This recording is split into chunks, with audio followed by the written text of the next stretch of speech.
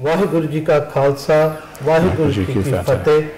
Welcome to a very, very special show of the Kesri Lehar with my very, very special guest today.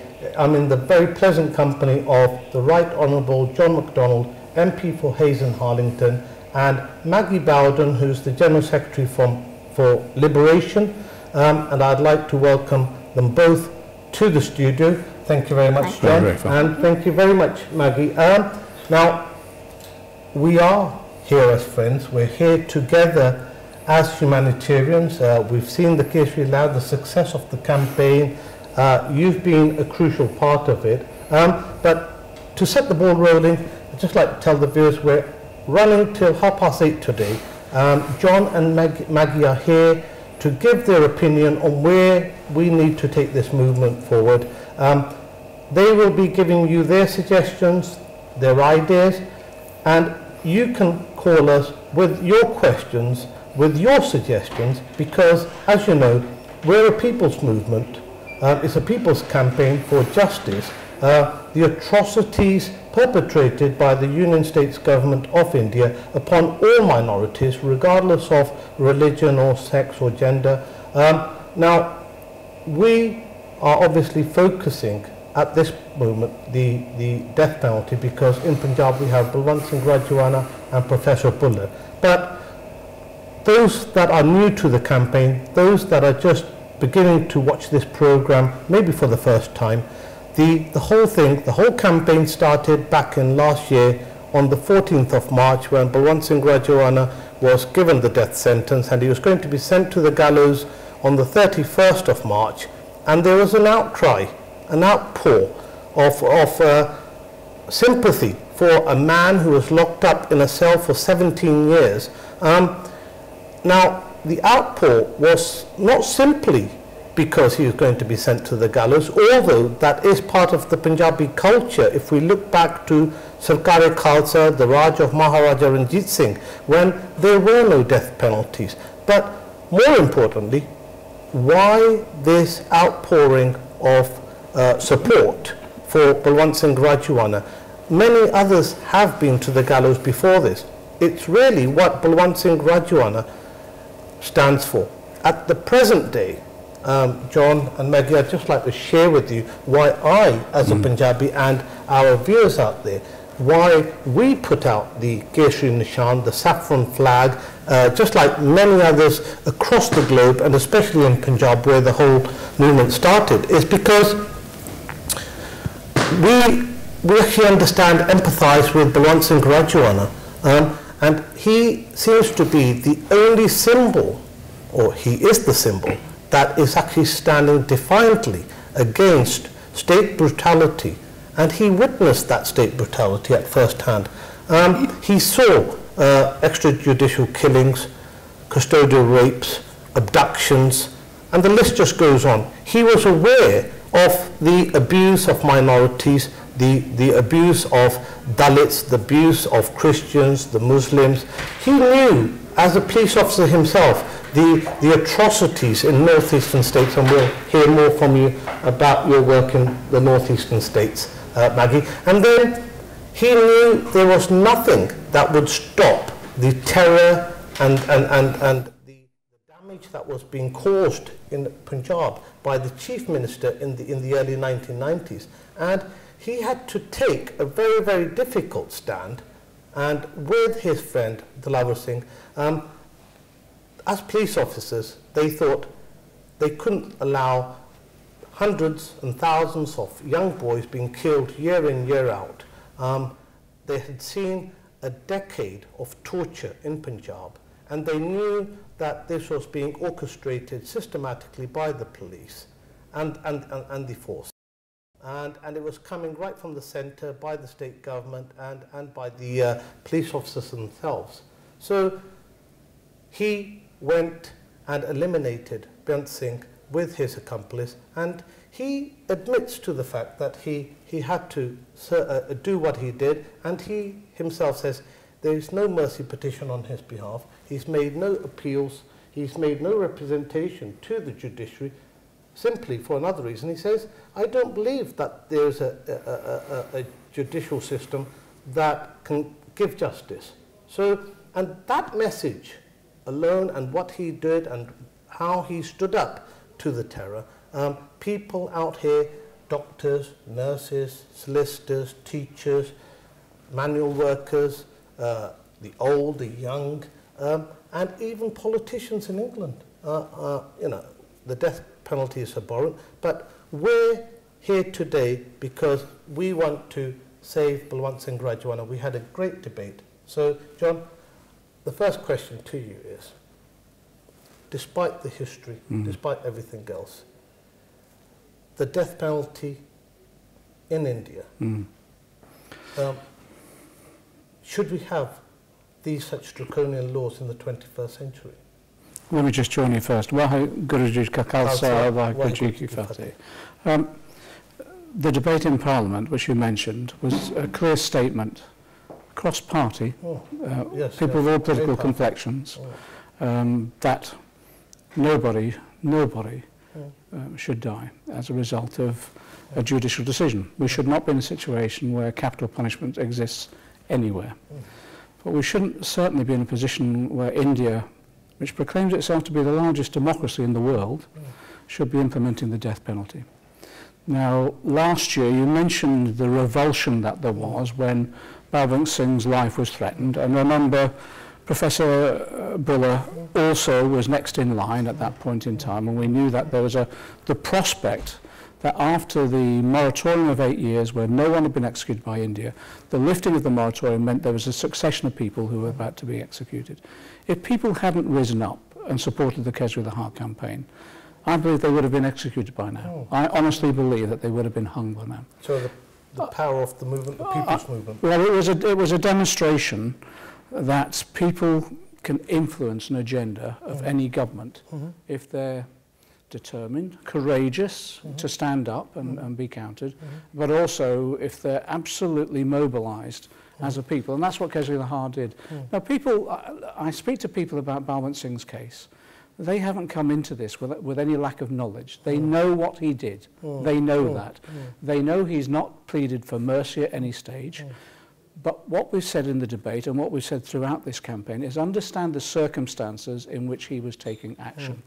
And he felt forced to do what he did because of what he saw, as you said, as a Punjab policeman, the atrocities that took place, the murders, as you said, the torture, the rapes, the disappearances. Remember also, Professor Buller saw members of his family disappear as well. He only got into trouble with the state because he was searching for students of his that had disappeared as well.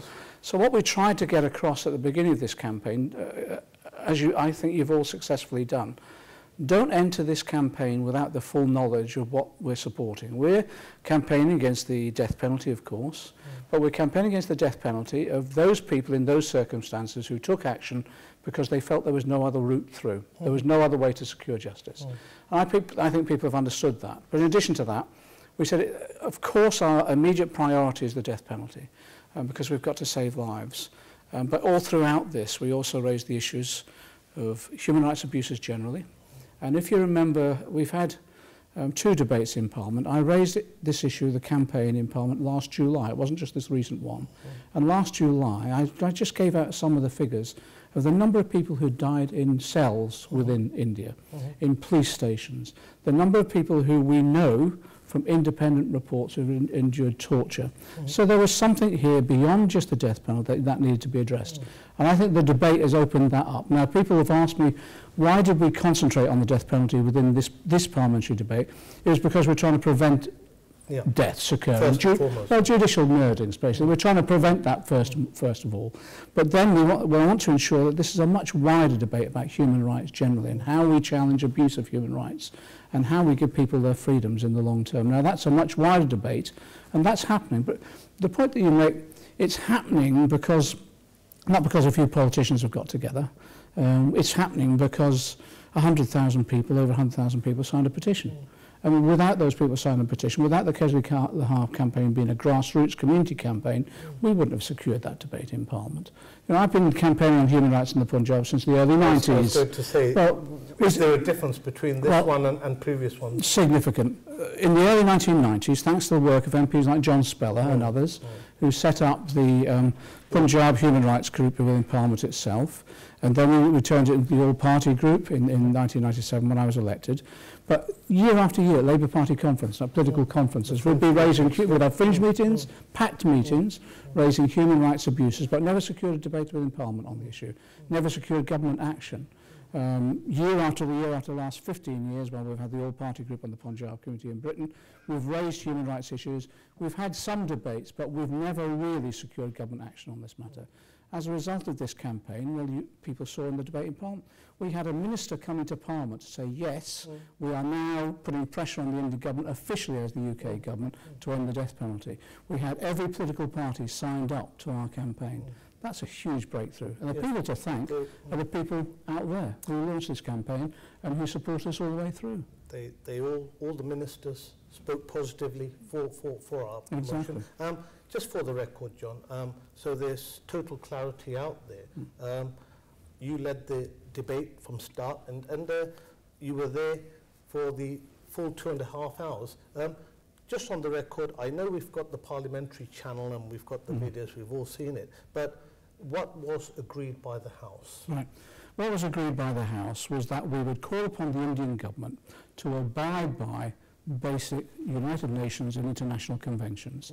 That includes, let's be very clear, that includes ending the death penalty. Ending the death penalty. It includes addressing human rights abuses as well. And what came out of that debate was the House of Commons calling upon the UK government to put pressure on the Indian government to achieve those objectives. But of course, in that debate, it was made very, very clear to the Indian government, we expect it to come into line with other civilised countries and end the death penalty and address human rights abuses. Now, I think to get that sort of motion through Parliament is extremely significant.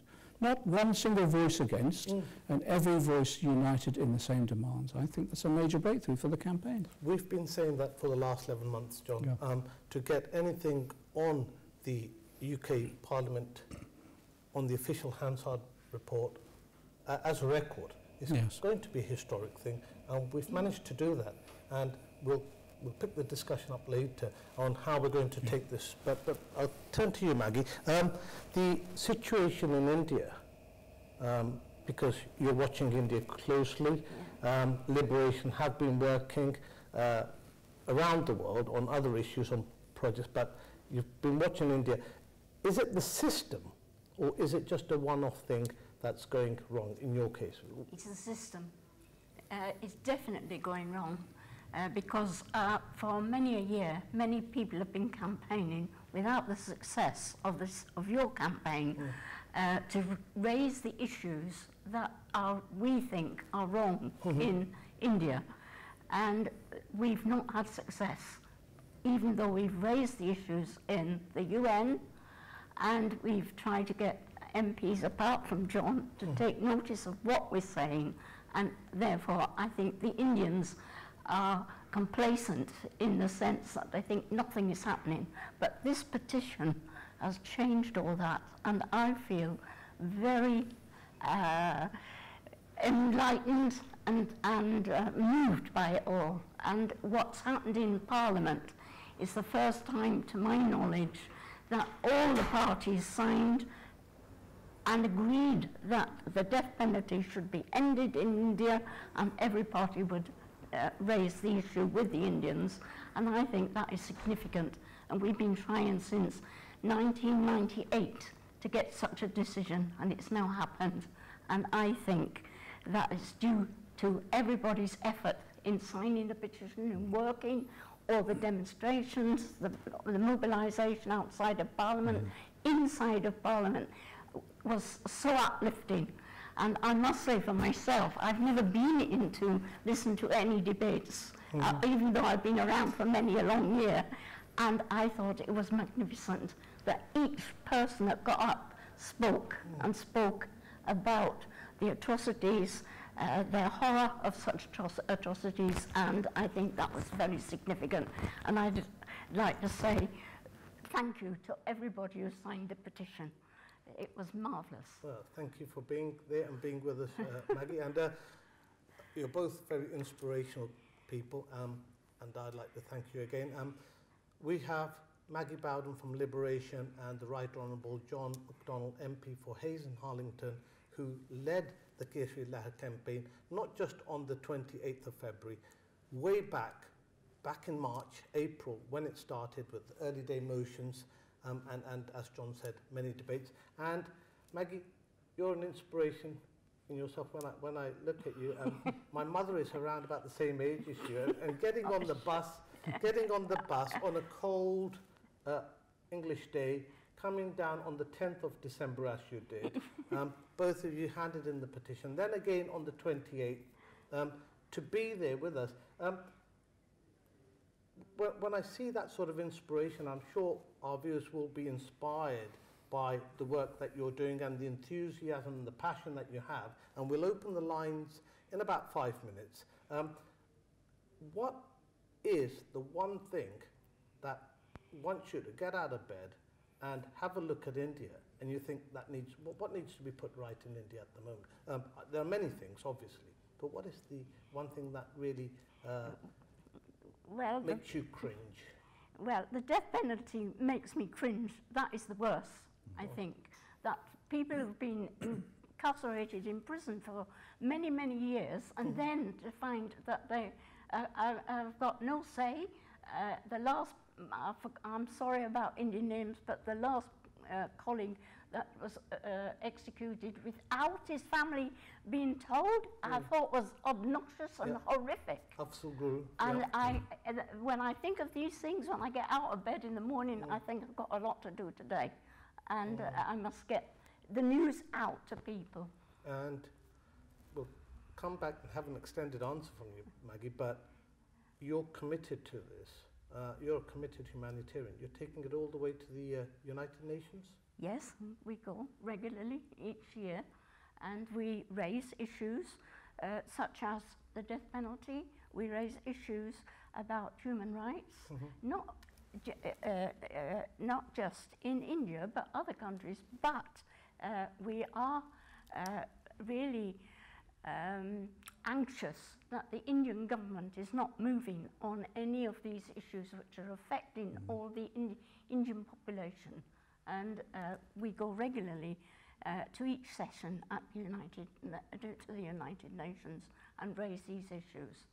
The Dalits and all the other issues that I'm sure before we finish off the programme, we'll have a timetable in place, or you can suggest the speed that we need to be now working at to get this into the United Nations. And likewise, John, you suggested on the 28th that we take this into Europe, and we start working here and consolidating the good work of the campaign and getting more MPs on board.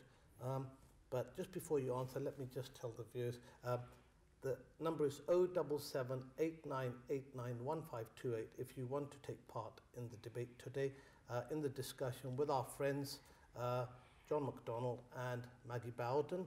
The lines are open now. So, John,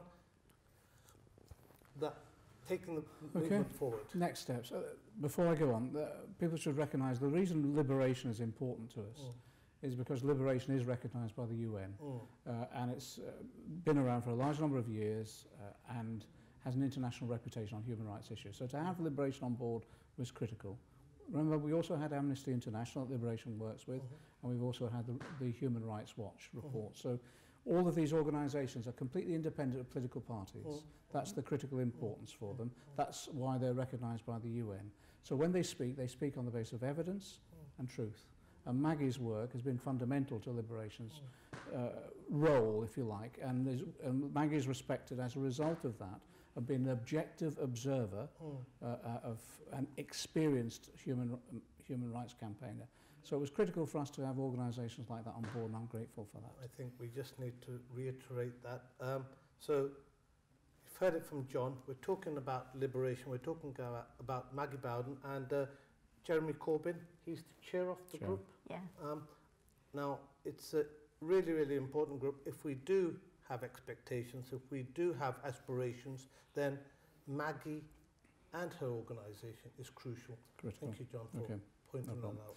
On the issue of where we go from here, there's a whole range of activities we need to pursue now, which we've discussed at our lobbies and at our meetings. The first is we want to try and expand this campaign right the way across Europe, and the point is that we've now had a success in the British Parliament, but we need to have successes in every European Parliament now. So we want to contact our colleagues in every European Parliament to put a similar sort of motion through, and then also within the European Parliament itself. I want to be in a situation where the next 6 to 12 months, wherever there is a country that can influence the Indian agenda, we've contacted them, we've mobilised support within those countries. And I don't think that's a limited ambition. I think that could be incredibly successful if, for example, wherever an Indian Prime Minister or Minister travels within Europe, some parliamentarian or some government is actually raising the matter within their parliament itself. And so they can't move anywhere without the death penalty and human rights abuses being raised. I think that would be incredibly powerful.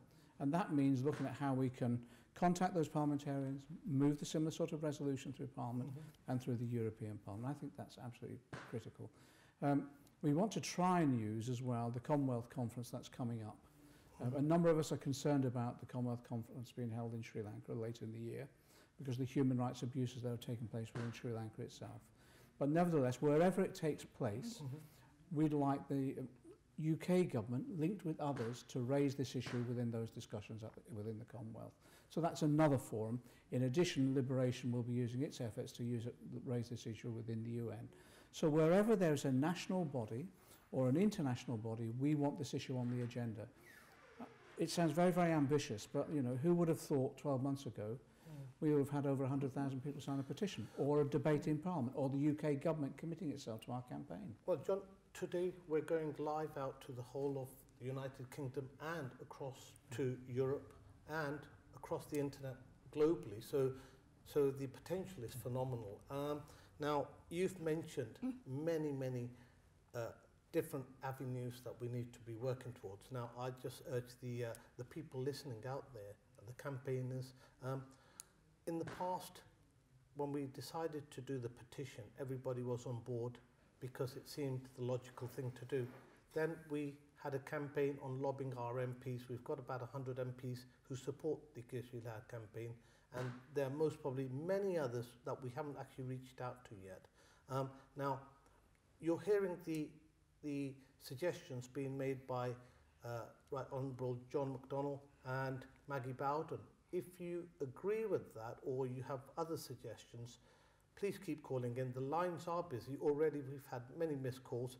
I won't hog the airways too long. I'll take the first caller. Waheguru Ji Ka Khalsa, Waheguru Ji Ki Fateh. Waheguru Ji Ka Khalsa, Waheguru Ji Ki Fateh. I would like to first of all thank John and Maggie for the support they have given us. I can't express how grateful we are for your efforts here. John, you've mentioned we should try and engage the European people with our campaign. Should we be contacting our MEPs, or is that the wrong approach? That's one question. Second question, we have obviously connections with Canada. Professor Bullock from there. We also have links with the USA. Is that a step too far at this stage, and we should focus on Europe? That's the advice I would like you to comment on, please. Okay, thank you very much. I think that was Harvinder Singh from Ilford. Thank you very much, and I'll pass on to John. Harvinder, I think it's absolutely critical we use every angle we possibly can. As Parmjit said, we need to consolidate in this country as well, so let's not give up on lobbying MPs. If you check the parliamentary website, you'll see who involved themselves in the debate and who signed the early day motion. There's some MPs who can't sign early day motions because they're ministers and they're on the front bench of their parties, but what they can do is make some public statement and write to the Prime Minister on our behalf. But we need more MPs now on that early day motion, definitely, and more participating in our future debates. So let's maintain the momentum in this country. With regard to other countries, I think we should try wherever we possibly can. MEPs are very, very important. So one of the points that we've made in the campaign is that we want this debate within the European Parliament. So let's contact MEPs and say, could they raise it within the European Parliament? Also, if you have family connections in any other European country, or in Canada, or in the States, anywhere, if you've got family connections, contact your family and say, will you contact the congressperson in the States or the member of the Parliament in the Canadian Parliament or anywhere within Europe where there's a Parliament? Get them to contact their local equivalent of a member of Parliament. So can you get this raised within your own country's Parliament? We'll assist them all we can. We'll assist them in terms of what information they need, of course. But if we could just envisage this, if we could coordinate so that we can get this resolution passed in virtually every European country, in Canada, and even raised within the US, which unfortunately has the death penalty, I think that could be immensely significant. I don't think India could withstand that sort of pressure. So yes, just as people have done this in lobbying the MPs in this country, if you've got family in any other country, contact them and say, look, just raise it with your equivalent of a member of Parliament, congressperson or whatever. Just raise it there and let's get the momentum going in that way. I think that could be incredibly helpful. So there you have it, especially our friends in Europe, Italy, Germany. I know we have a large population, and France.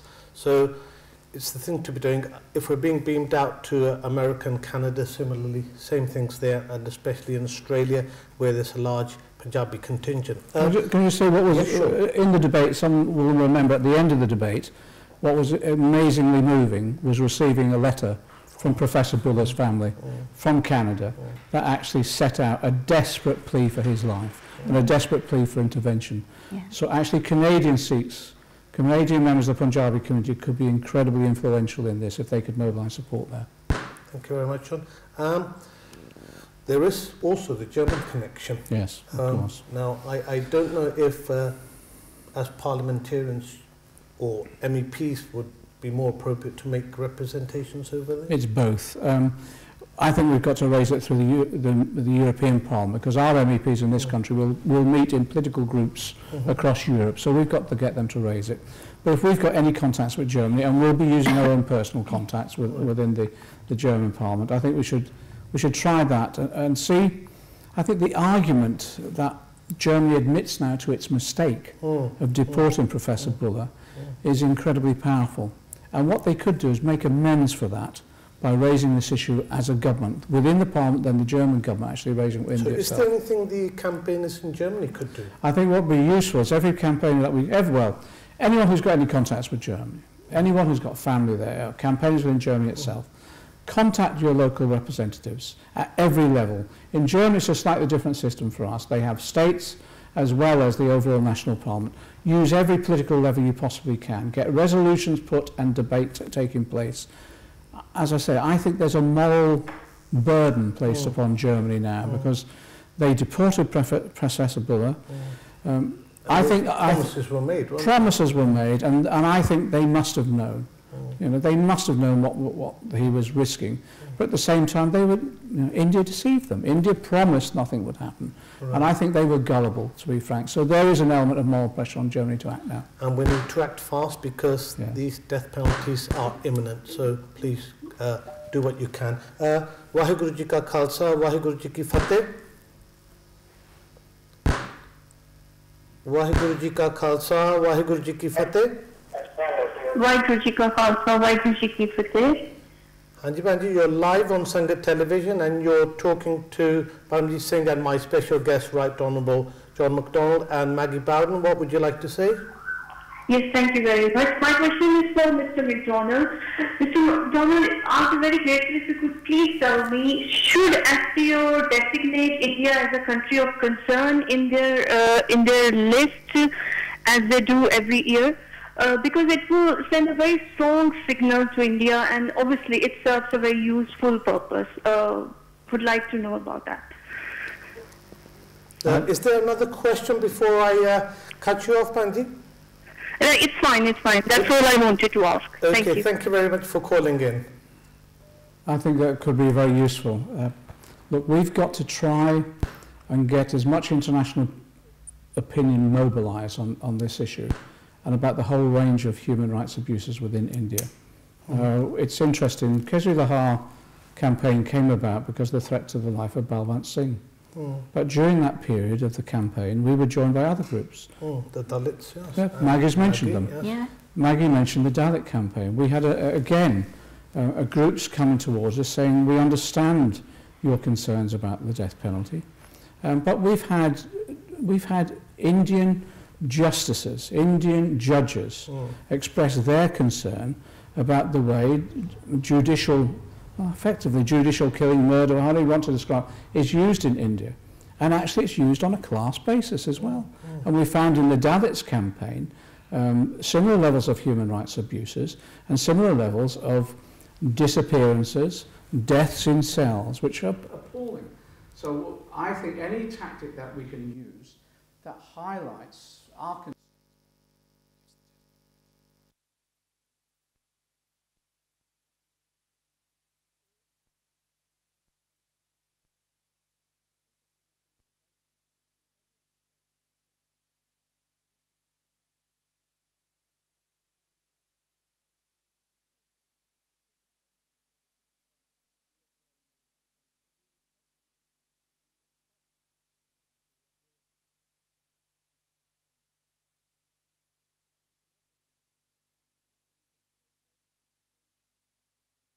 And on human rights abuses, it's definitely going wrong. It's happened too frequently, unfortunately, and that's why people have been able to mobilise this level of a campaign. Though we wouldn't have been able to mobilise 100,000 people signing a petition. We wouldn't have been able to mobilise that many MPs concurring in this debate unless there was a genuine, real concern and a real sense of urgency.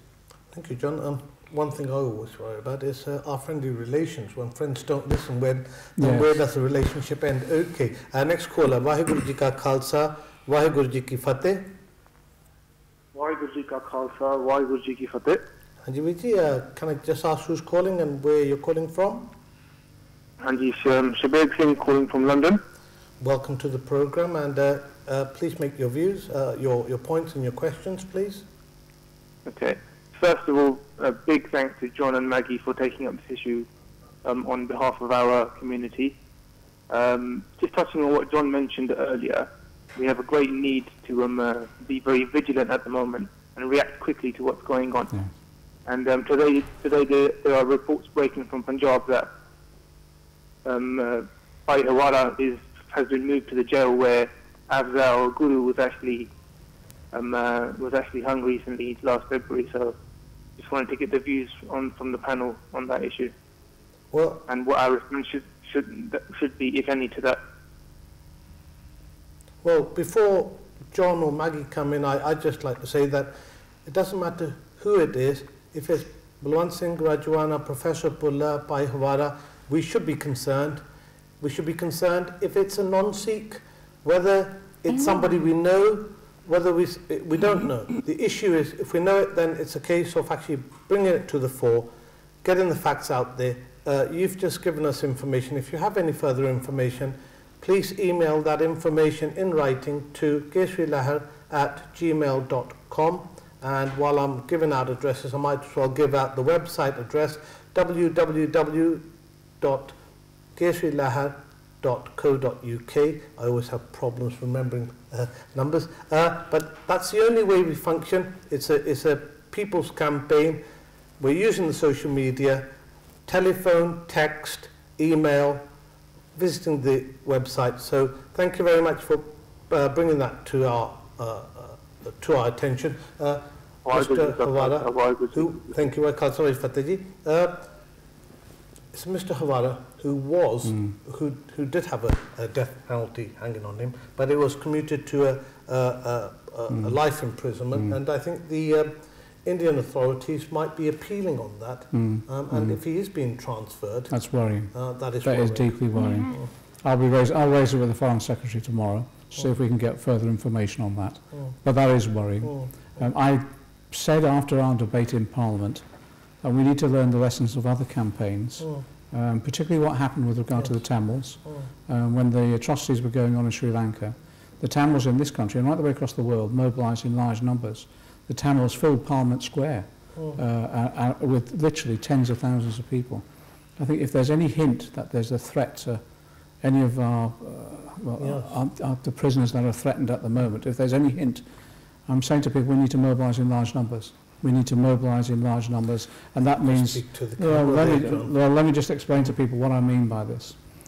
If we think that there's any threat to Balwant Singh or Professor Buller or any others that we're campaigning on behalf of, we need to learn the lessons of others, which is we need to take direct action. That means turning up in Parliament Square in large numbers to lobby the UK government to intervene as rapidly as possible. The reason I use the Tamil example is because when there were the atrocities going on in Sri Lanka, tens of thousands of Tamils turned up in London, demonstrated, marched, filled Parliament Square, and within 24 hours the UK Foreign Secretary was sent by the Prime Minister to make representations to the Sri Lankan government, was actually sent to the country and was sent to the UN.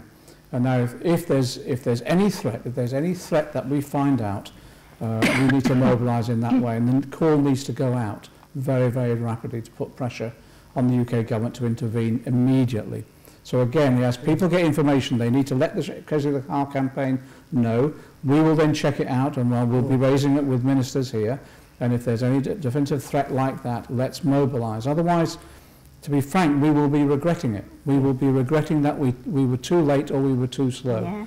And you know, mobilisation in large numbers does work. And we've said, you know, we said last autumn, we need to lobby Parliament. We did in our hundreds, and as a result of that, we were effective in the campaign, securing the debate in Parliament. So let's learn lessons from others as well as ourselves. Thank you very much, John, because it's not an original idea, but something that needed to be brought to the fore. So if you agree with John's idea, because as we keep on saying, we've been saying over the last 11 months, there isn't one person who makes any decision in the Kesri Lehar campaign. It's a consensus that we arrived to after a couple of programs. So we've had the debate on the 28th. Now, the next phase of the Kesri Lehar is going to be decided by you, the people out there. These are the views. The lines are open, 077-8989-1528. If your line is being blocked or is being busy, please be patient, keep calling in. But getting thousands and thousands of people out at Westminster Square, it can only happen if, like John said, we don't waste time, we get the right information in, and we get the right information out to people. When do we mobilise?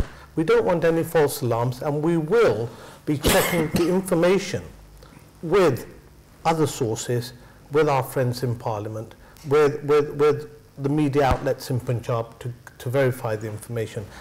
It's just one more point. It's not just the Parliament and the media, but it is all the organisations that are prepared to help on these issues, and if we don't know, we can't do it. And it may be that it goes to John and to Parliament and to other MPs, but we're not aware of it. And then we come up behind.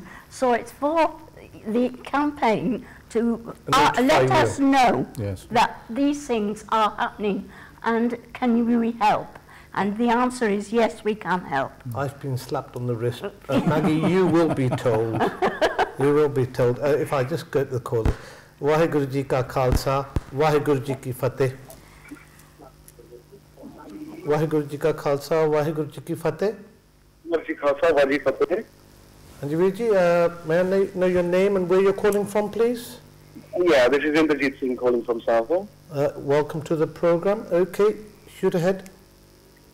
Yeah, thank you. First of all, a massive thank you to John and Maggie. We're totally, I can't just from deepest from my family, indebted and grateful to both of yourselves and indeed all the other MPs that joined in the debate in Parliament to discuss these horrific issues and all the atrocities that are being perpetrated by India against the Sikh community. One of the things that I wanted to talk about, we've already covered, was that if we could put any more pressure on Germany, we've already discussed. That was one of the things I had in my mind. The other thing was, I just wanted to humble projection, was you're doing a fantastic job, and this might be one of the ideas that you have, is that when we take everything that's happening in this campaign and the Kesri Lehar, can we take it beyond this to the wider community in England, as in mainstream media? Can we make people aware across the board? Take it out, right out on Sky News or maybe CNN, because now of high status we have, yourselves, and we have MPs involved, we have the British Parliament involved, and we can tell everybody, educate people around the world, this is what India is doing. The so-called largest democracy in the world is really a country which is no better than the Nazis were back in, World War II and everything that happened. And, all the history where Sikhs have given so many lives in World War II, to liberate Europe and humanity. And this is what they're having to go through now. So that was one of my suggestions to Christian. Sorry, I'll let you talk. No, thank you very much for calling in and giving your views, sir. Very much appreciated. Thank you very much. Okay. I think we need to go on to the next caller. But before I do, Maggie, because time's going to run by very fast. I think we've got about 40 minutes. Now, it's not just a Punjab problem. If we look at 2 Nepalese civilians who were tortured by a unit commander, and that unit commander was then employed or designated by the United Nations to work in Africa. When he came over to England to visit some relatives, he was apprehended by Scotland Yard. He was arrested. Now, that unit commander only tortured 2 people. Similarly, the torture that's going on widespread in India, but in the Punjab, have you received any information that would get the police officers or army personnel arrested here in England? For the last 28 years, this has been going on, and the Sikh organizations that have been working tirelessly, have you received any information that would lead to their arrest? Yeah, when the Olympic Games were on, one of our colleagues contacted us and asked us, would we raise the question of this person coming to the UK who had committed many atrocities in India. I can't remember the name, I'm sorry. But as a result of that, we then wrote to Parliament and to the Foreign Office and asked why this person was to be admitted when other people are not allowed to be admitted. And they wrote back to us and confirmed that the particular person would not be allowed to enter for the Olympic Games. Anybody suspected of? It was suspected. They would check it first, but they already knew about this person and said that they would be not admitted. John, was this a special consideration just for the Olympics, or is this a common practice by the government? The Olympics was a special issue. Yeah. Liberation did a very effective job in raising and briefing people. We raised it in Parliament, and we, if you remember, we put early day motion down, and we lobbied ministers as well. And Liberation also worked with other human rights organisations to let people know what was going on. And there are a few individuals that were named around that time. But there is an issue, there is a genuine issue about people who are associated with the atrocities in the Punjab. We need the information. But also there is an issue where individuals who we know, let's put it no more strongly than this, who have been accused and where there have been alleged crimes and atrocities, have been allowed to visit this country with impunity. Now that's not acceptable. In any other instances, to be frank, they would have been either denied entry or arrested on entry. And so again, that's one of the issues that we've raised in the past with the UK government. And I think in this new climate, as a result of our campaign, I think we might find some movement on that issue as well. Can you, to the last caller, raise this issue of the concerns about human rights abuses over a long period of time? Remember, in Parliament a few years ago, we published a report which was about what happened in the 80s in the Punjab. And we called it the Indian equivalent of Crystal Nut, which was an attack on the Jews by the Nazis. And I think there was a very valid point made by the last caller. We've got to get more of this information out. People seem to have forgotten very, very quickly the number of people who were murdered, disappeared, the tens of thousands of people during that period, and also the ongoing human rights abuses. And one thing that Liberation has been able to do is communicate more effectively than some of us, because it has contacts with a whole range of other human rights organisations and prominent individuals. But part of our work now is getting this information out much more widely. You say we forget, but currently the Director General of Police, Sumedh Sani at the moment, the Punjab Police, now I would say he would be a real test case if he was to visit England. I think it would be worthwhile looking in the future now about what examples there are of individuals that may visit here, visit this country with impunity, whereby we then highlight their role, the allegations against them, and the opportunity that there is for the British government to act under British jurisdiction. And I think that's another tactic that we'll have to use in the future. Can you just wait, Ben? Yeah, John's finishing. Sorry, John. That's fine. Okay. John's just made a very important point that we do need to have the information at hand. We need to start collecting data, credible data that we can present. And it's been disappointing that we haven't had coverage in the wider British media. We've had some, and the campaign's worked to a certain extent like that. But I think more and more now, that's the point that was made by the last caller, more and more now, we've got to ensure that we get a much wider coverage of these issues, and people have a much wider understanding why we feel so passionately about this. Right, John, I think we've got some information coming from Manjeet Kaur, who's from Coventry. Right. She's associated with the SOPW, Sikh Prisoner Welfare. Banji, welcome to the show. Waheguru Ji Ka Khalsa, Waheguru Ji Ki Fateh. Waheguru Ji Ka Khalsa, Waheguru Ji Ki Fateh. Yes, Banji? It's exactly the point that you're talking about.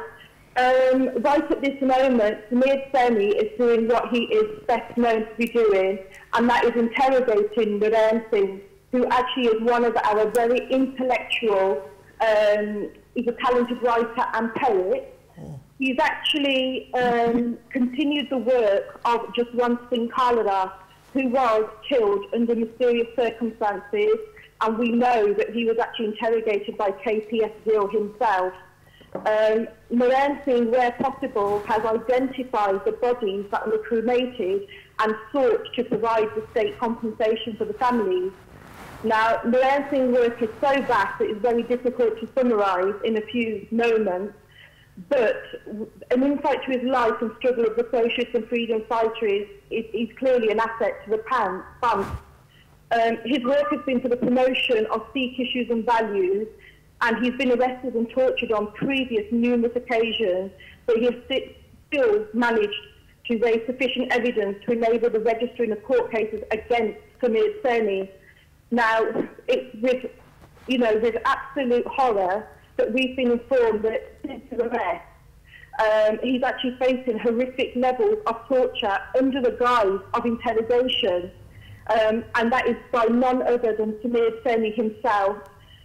We believe that actually it's a responsibility of each and every member of Kesri Lehar, the UK government, everybody who has a voice, to actually highlight this case and take every step we can to ensure the prompt release of this legendary humanitarian activist. Now, I call him a humanitarian activist. The Indian government probably call him a terrorist. But, this is what they've called us for so many years now. And we've now got to actually say, enough is enough. Just one thing, Carla, everybody knows about him, And what I'll also say is not only is it Naren Singh, but it's Bala Singh, who is a French national, who his bail hearing is due to be next month, and they've actually implicated him into the cases with Naren Singh. Now, to fabricate more cases, to keep these people in prison, we need to hear their voices, and I think it's about time the Indian government allowed us to hear their voice, not what they want us to hear, but what these people, what have they actually done, and actually give us these proof and evidence. Bal Singh is actually on 9-day remand at the moment, and we all know what remand in India means. That means it's impunity, torture as much as they want to. And you know what? We need to voice this now. Kesri Lehar, it's not just about the death penalty, because the death penalty is after the torture has taken place and the confessions have been made. We need to stand up for them now. So, can I just say, sorry, I know you're a great activist, and you're like an encyclopedia of not knowledge but of cases that you have, And on this show today with John McDonnell and Maggie Bowden, I would urge you, I will pass on to Maggie and John the letters that we've got from you, because you give a good insight into individual cases. You've got the information, and while we've got Maggie on the show today, it's a great introduction that we will share the work of SOPW with you. They've done a lot of work on prisoners that are currently in prison. Some of them are actually being tortured as we speak. And those cases, Manjit Kaur has got a lot of literature that she's compiled.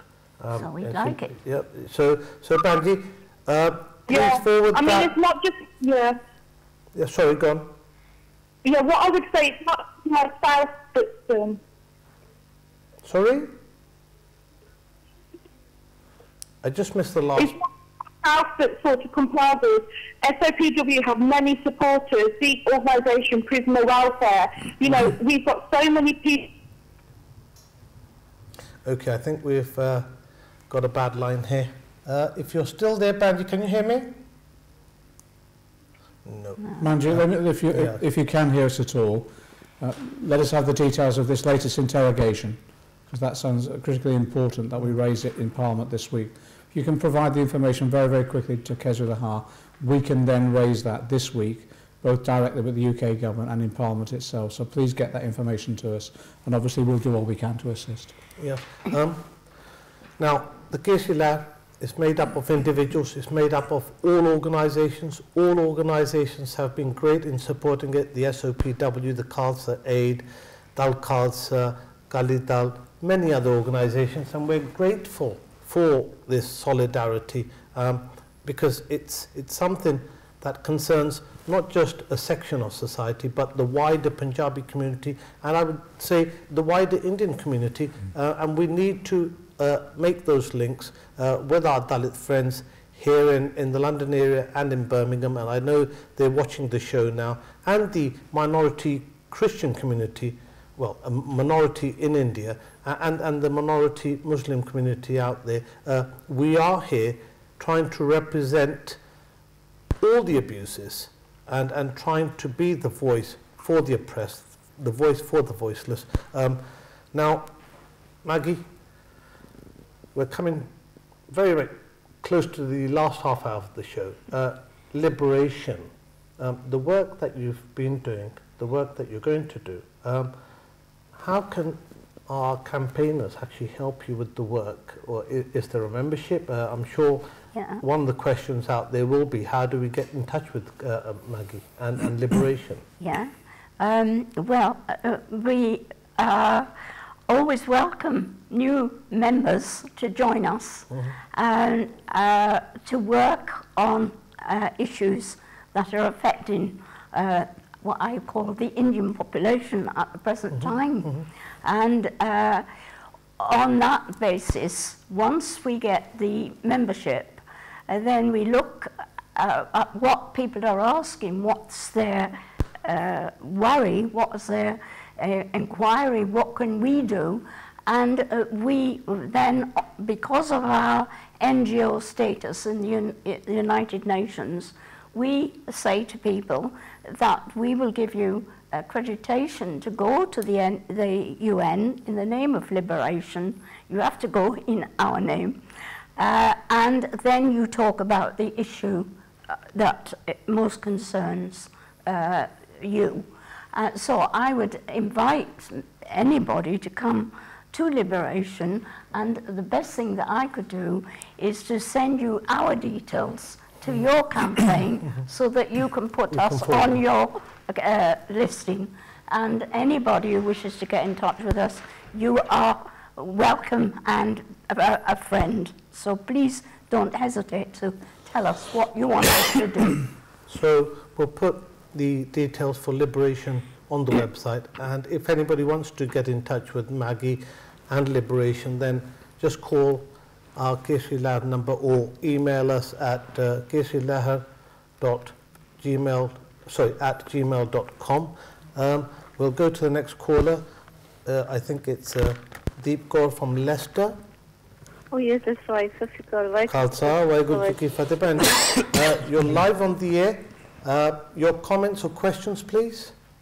Thank you very much. I was more interested in knowing as to how an eyewitness of 1984 genocide can stand witness, because we don't have anything in writing, but we as eyewitnesses, I personally, where I have myself seen loads of truckloads, so many big truckloads of dead bodies and half-burnt and half-alive bodies being taken away outdoors, I don't know where, and how they have been badly deformed. And most of the people who were taken away in the trucks, they were not even dead. They were killed later. And in 84, I have myself known and seen there were more than 60,000 young ladies and women who were badly, immensely raped, and they were missing since then. And that was just from Delhi. And I know that every house, every single Sikh house experienced and was, they were killing, there were murders, there were fires in every house, barring very few who could escape with the help of their neighbors, and they were very scared. This figure of the murder during 1984 in Delhi alone stands more than 400,000 people, and now because very few people, just bare thousands, 2,000 or so, they could come up with the court cases because most of the families were dead, or they didn't have anybody else to take care of the court cases, or they could approach courts. In such a case, we know that even when a small children were being burnt alive, they waited for the newborn baby. If it was a son, then it was a boy. He was burnt alive soon after the birth, put on the deadly fire, and he was discarded not until he was burnt alive, the newborn babies. So we stand to be taking account of every individual. We cannot let our figures of those people who are dead to be letting down to as low as 2,700 only, as many Wikipedia or other figures are showing. They should be taken as the correct figure of more than 400,000 people killed, murdered, just within and also the outskirts of Delhi alone, let alone or other cities, Bihar, Haryana, Rajasthan. Right. This is my eyewitness. And thank you very much. Panji, I think we've got the message. Basically, Deep Kaur is an eyewitness. She saw the horror. She suffered the horror. The torture and the rape and the killing extended well beyond Delhi and extended well beyond the 4 days. She's an eyewitness. She's reported this time and time again to us.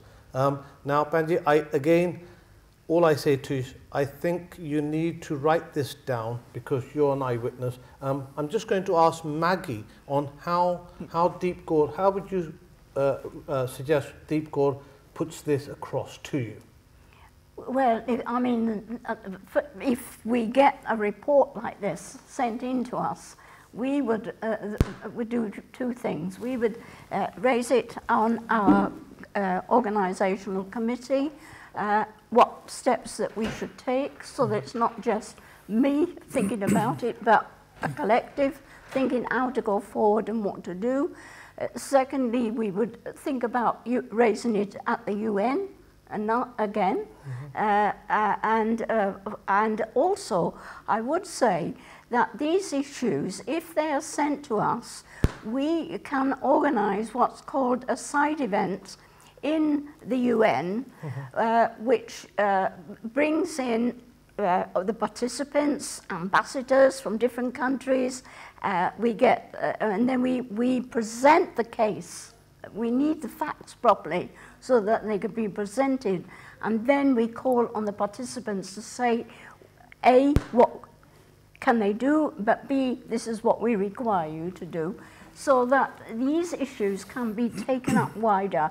Likewise, as John has raised earlier, we need to concentrate on the EU and get these information into the EU so that they can, and we can ask them what they think they can do It's very important.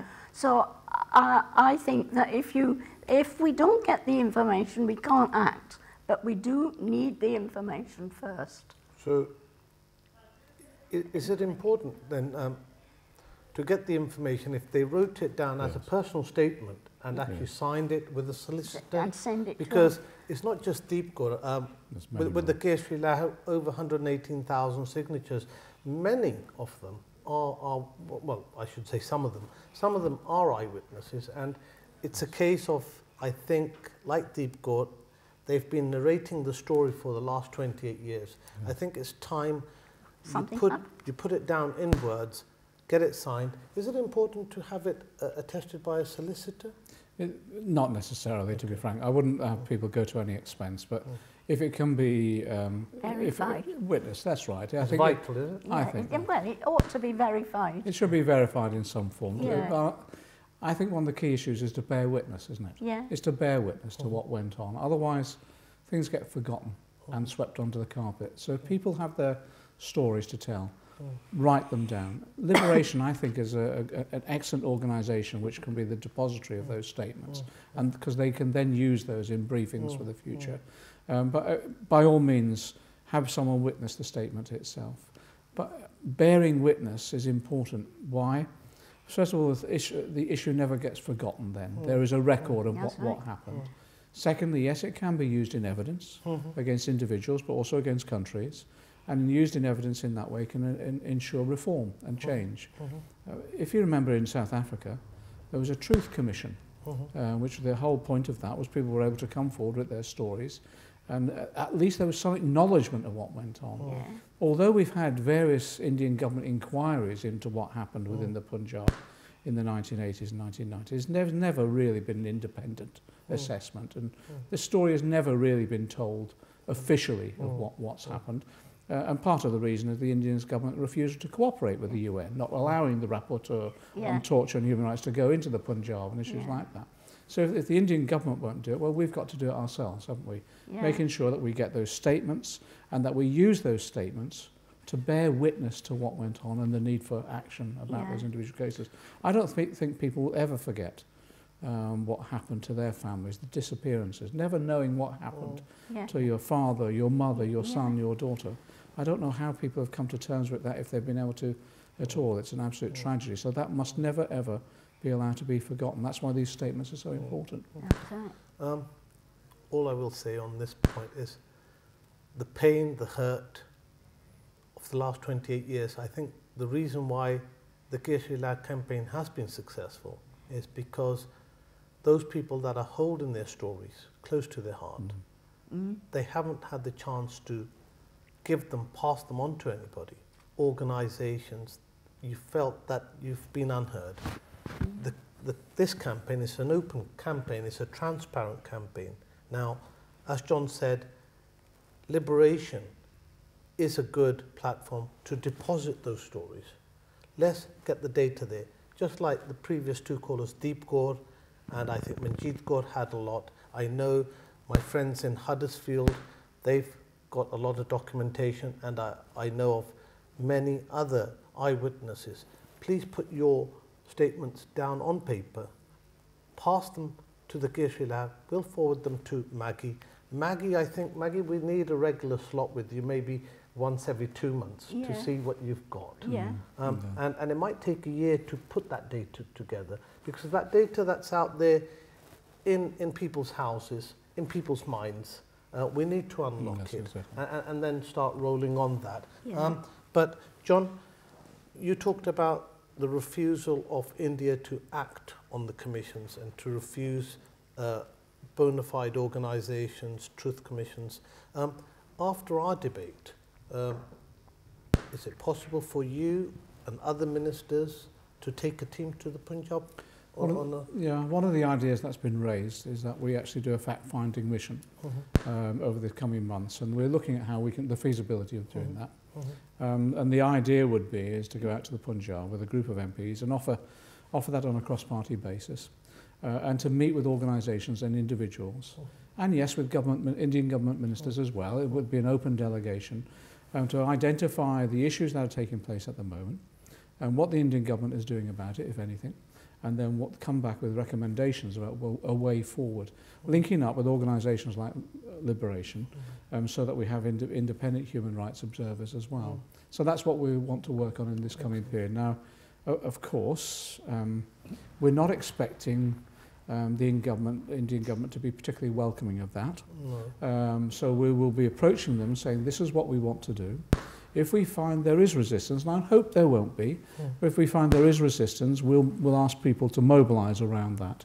Because it's a very straightforward demand, isn't it? It's not asking too much to have a group of MPs to go across, just to hear and listen to what people think is happening, and also what people think about what should happen in the future. Now, we'll be putting that together over the coming weeks. I'll come back and if that's okay, and talk to people. You're more than welcome, okay. John. But I'd like to talk through the Kesri Lehar campaign, how we organise that, and then to consult people, and how people can assist in that, really. Part of that assistance is about the information that Maggie has just mentioned. Let's get statements from people about what's happening at the moment, what's happened in the past, and issues that we can raise when we undertake that fact-finding mission. Again, I think it's all part of this campaign, isn't it, really? We would not be even considering that if the Kesri Lehar campaign hadn't mobilised in the way it did. You know, we wouldn't be here talking about this if 100,000 people hadn't signed that signature, if 300 or 400 people hadn't turned up. And the way the phone calls are coming in. It's extraordinary. Extraordinary. The calls, and just one point, really. People phone, every time they phone in, and every email I've had, and every letter I've had, has been, thank you. Stop thanking me. Just stop thanking me now. Don't thank me, thank yourself. We would not be here. This isn't me, isn't Maggie, it's people themselves. And I'd like to thank them, you know, to actually be able to say to MPs, actually, we need your support on this matter, and there are people in your constituency who will come and see you and talk this matter through. And then within weeks, people have turned up at MPs' doorsteps, or they've phoned them or emailed them. That's right. Fantastic organisation and commitment for people to do. The number of MPs that contacted me and said, oh, by the way, I've been told about this issue, someone's come along, emailed me, they've brought along the petition to my constituency office. That's been marvellous, you know. And it demonstrated it wasn't just a few of us who are interested in this. We're responding to a mass campaign, a mass mobilisation. I think it's very humble of John to say don't thank him, but I think it's a privilege to have John with us and Maggie with us. I know, John, that you said you'd like to send the team over, and for that we don't need the funding because the UK government's got plenty of funding even in the recession.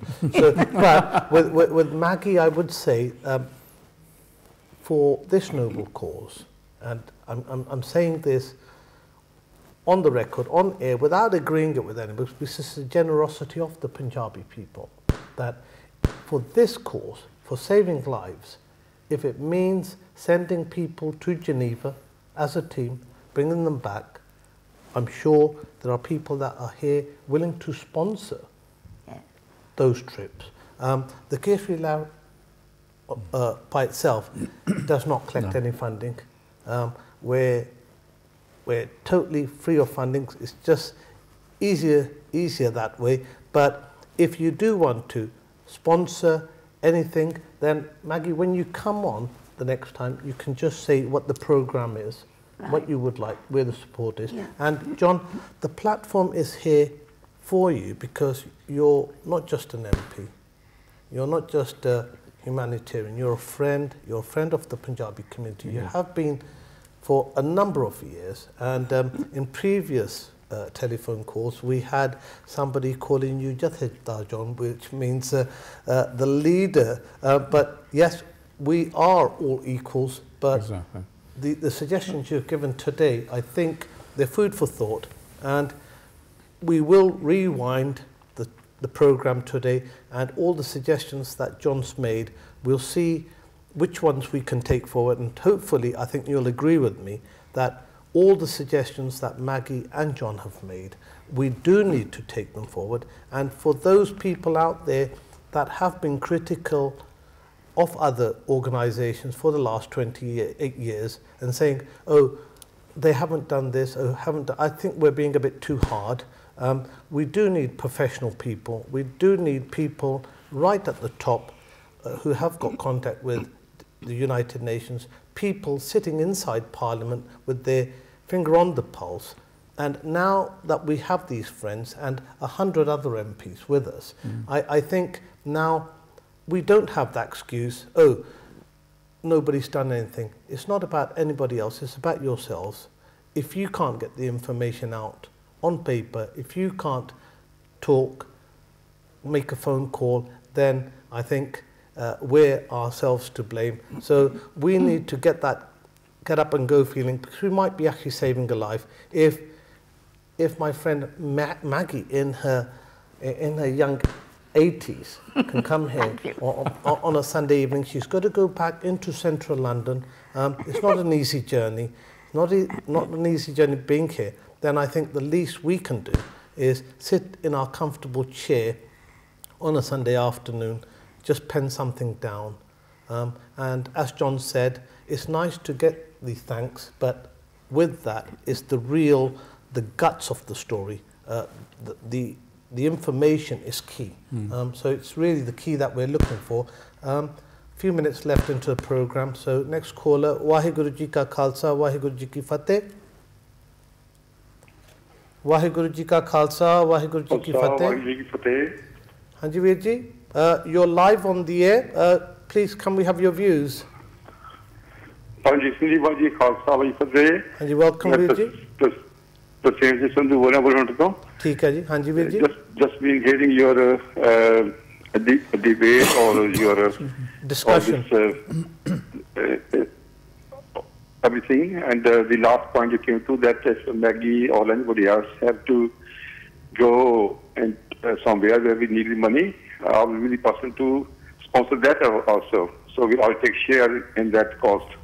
Maggie, so, that was instant, wasn't it? You've just had an offer from the same thing. From now, I hope the next 5 callers aren't going to be the same. We'll do the money side later. Okay. We can do anything to help this Kesri Lehar. We can do anything to get justice for our brothers and sisters in India.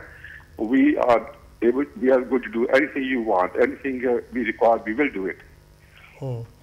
I think, Paji, you speak on behalf of all 118,000 people. We are living comfortable lives here, and I agree with you. If it comes to Maggie or Liberation or any human rights group that needs to seek justice, I think it's the same way that we offer money at the Gurdwara. I think it's... We will share all this. I'm sure there are not only people like me who will be able to share this cost. Yes. No problem at all. Thank you very much, Vijay. Is there anything else you would like to say? That's all. Carry on your good work, and thanks to Maggie and thanks to John. They're doing a good work, and we are on the back all the time. And thank you very much, Vijay. Vai Khalsa, Waheguru Ji Ki Fateh. Waheguru Fateh. There are some people, John, I can't mention them by name. They've been donating money for charitable causes for 28, 30 years. And like Manjeet Kaur said, Bhai Pala Singh from France was doing the same thing. He goes back to India and he's been arrested and false charges will be placed that we're funding terrorists. It's just like supporting you with money and then you go to India and you're being accused of funding terrorism. Yeah. How absurd is that, Maggie? It's absolutely absurd.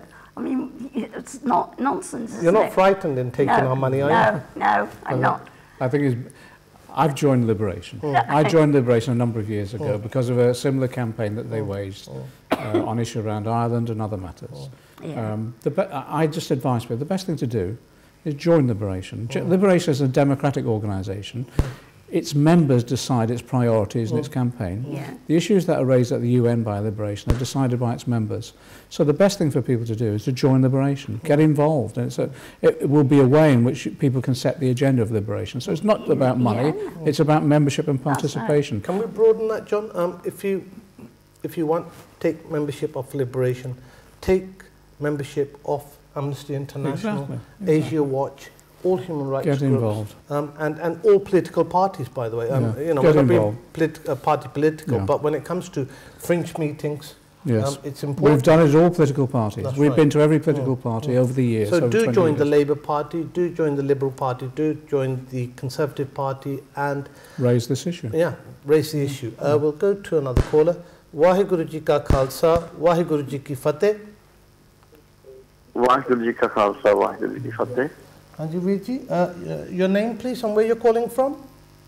Yeah, my name is Gursharan Singh. I'm calling from Warsaw. Okay, welcome to the program. Nice to have you. Please put your views across to our special guest today, please. Yeah, it's actually, then again, I cannot leave myself not to say thanks again to, John and other MPs. Yes. And basically, it is really great opportunity we have to, listen a bit more and learn about the liberation and, getting membership for other organizations. They're doing a good cause. And, I'd like to add up one more thing here. We need to be very, very strong, not just thinking okay, India is growing and that's what India going to give a lot back to Britain by, economic and, this economy-wise. Because Punjabi, Sikh community, and we should not be doing no compromise on human rights issues with the money and the wealth we can bring for, this country or any other country. Because one day when we will have our own country as a Khalistan, where we're fighting for, we definitely fight for this cause, and we will give more better, wealth back to Britain and the, EU and the UN. We're going to be very, very nice country to comply with the human rights. And the last thing, I would like to urge that John, please do a campaign to bring a Sikh regiment back in the UK. So we do like to serve for this country. We're working hard in this country, and we do like to be armed forces, and show ourselves as a minority that how can we serve our nation on the forefront as well. That's all. Thanks. Okay, Gursharan Singh Ji, thank you very much for contributing and those lovely ideas. It's refreshing. It's been refreshing today's program because for the last 11 months, it's been very repetitive sitting here saying, please, could you sign the petition? Or please, can you go and tell your MP to support the early day motion? Today's been refreshing because we've had a number of ideas and a number of ideas that we need to now start developing. And we've had an idea from the last caller before we close and concluding remarks, the Sikh regiment. Interesting, isn't it? It's important to recognise the role that Sikhs have played within the British society overall. The government have cut back on regiments, etc., and I can't see a Sikh regiment being re-established, unfortunately, because the Sikhs played such an important role in the military. I suppose the development of the military in Britain, but people sometimes get the wrong impression of Sikh culture as well, because although the Sikh culture is portrayed as a warrior culture, it's not. It's not. The Sikhs fought. Why did they fight? The only time they fought was to defend themselves. They were not an imperial power. They never were. And when they were recruited into the British Army, the reason they were recruited into the British Army, yes, is because they were good trained soldiers, but they were motivated by the right values and ideas. It's the value system. Exactly. It was the value system. Justice, loyalty, respect, honour, and protect the vulnerable. That's the Sikh tradition. I've learned anything from my Sikh friends, is the concept of seva. You serve your community. And that's where the Sikh military tradition came from. It wasn't one of aggressive militarism. And that's why the British valued it so much, because they knew that these were people who, yes, they fought and they fought well, but they did so out of loyalty and commitment. Whenever there was a Sikh rebellion of whatever against the British, it was because of injustice. And they taught the British how to treat people justly. Remarkable, but partly written out of history. So I can understand the demand for a Sikh regiment, but because it comes within that tradition itself. You mentioned it yourself before as well. It's interesting. when there was the Sikh nation state, Khalsa Raj, no capital punishment. No capital punishment at that time. A system of lawmaking which respected human rights. So that's why, and I mentioned it in the debate in Parliament, that's why Sikhs are so, and Punjabis are so offended by the death penalty, because it's completely contrary to their culture and their tradition and their history. And I think it's one of the things this campaign has done. I'm grateful for everyone in part of the campaign. It's taught people, particularly the youngsters, their own culture and their own history and their own values again. And what's been fantastic about the Kesri Lehar campaign is the number of young people involved. You've mobilised a new generation, which is, I think, a major breakthrough. And we can build upon those foundations for the future. Definitely. One final thing on all of that. I've been involved in these campaigns since the late 1980s, in Parliament since 97, but before then, trailing around party conferences and all the rest of it. If we've learnt anything, it's don't be divided. Let's stay together. Let nobody divide us. And there will be organisations and people out there that will try to split us. And we know the role of intelligence, Indian intelligence in the past, in dividing organisations and infiltrating organisations. What we've got to do is be completely vigilant and say we stay together. If we disagree with something, let's have a discussion. It's open. Exactly openly like this. If there's something anyone's unhappy about, be straight about it, tell us, and we can have a democratic discussion and debate. But remember, there will be forces out there that will try and divide us because we've been so successful. And there will be elements, I'm sure, trying to infiltrate organisations and split them. We've seen that in every human rights campaign that we've had. We need to be wary of it. We need to be completely wary and vigilant about that. And then, if people have concerns, raise it so we can expose that and then move on together. It's about, I keep saying it time and time again really, it's about being determined, being courageous, because sometimes you need a bit of courage. We know what will happen in our campaign. We'll be accused of supporting terrorism, supporting violence and all the rest. Be courageous to cut through all that. But the most important thing is about solidarity, staying together and working and supporting one another. It's a very important lesson there, John, staying together. I just wanted to sort of let you go on, and didn't want to stop you when you're talking about identity, and maybe that's another 1 hour show on its own, but the way you put forward the idea of what is the Punjabi identity, the Punjabi Sikh identity, yes, we do have sometimes the wrong image portrayed, and it's done by deliberately done by the government, and it's something I think that we need to be very careful of, and very vulnerable again 28 years later.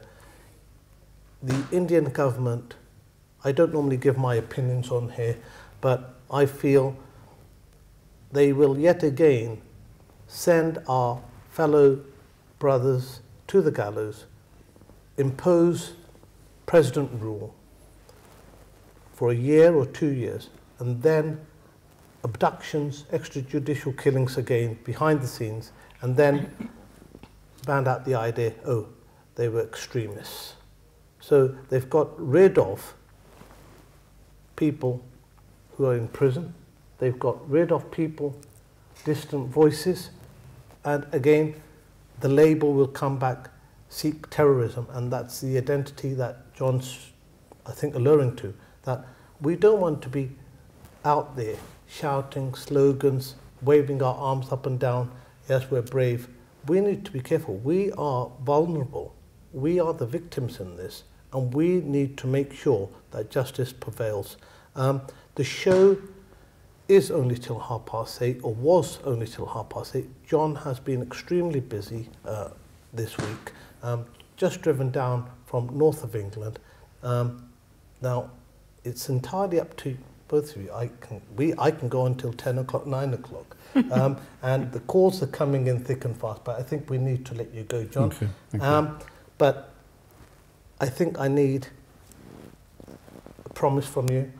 Maggie's going to be coming in, giving us an update, maybe once every 2 months, Maggie, if you don't mind. John, if you could do something similar. You're shaming me now, aren't you? If Maggie can do it, I certainly will, definitely. You're very busy, and over the last 11 months, I've actually seen how busy my own constituency MP, Seema Malhotra, and other MPs, the amount of work you do running from one meeting to another, and the amount of work that you do and the number of EDMs, like 1,000 EDMs a year, on top of all the other work you're doing, is fantastic. No problem. I'll give you this commitment. I'll come back on a regular basis and update people on the plans that we have, linking up with the Kesri Lehar campaign, what work we're doing in Parliament. I'll certainly do that. I just want to repeat time and time again. This is not about leadership. No. Everybody in this campaign is a leader. But do you it's the people themselves that are leading us, not the other way around. I'm sorry, John, but when I'm sitting here between you two, I totally endorse the idea. It should be all as equals. But having you here, we do need some direction. So we can pool ideas in this way. We get direction from you, and I think the people out there will appreciate having you as a forerunner, as the torchbearer for this. But we'll continue the dialogue and see how we need to structure this. As you said, we are going to be attacked by various agencies. The Indian government's obviously not too happy with the work that the Kesri Lehar is doing, and we just need to make sure that we remain focused and we don't get deviated by what somebody else or someone is doing. It's really the principle that we stand for, which is justice for all, and oppression, wherever it may be in the Union States of India, is our concern. I know it happens around the world, but as a large Punjabi community, I think we have a moral duty to speak up about those voices of the voiceless. Thank you for watching the program today. Thank you for taking part. If your call was unanswered, I can only apologize to you, and we've had an undertaking from both our guests. They will be here again. There will be opportunity. So until next week, Waheguru Ji Ka Khalsa, Waheguru Ji Ki Fateh.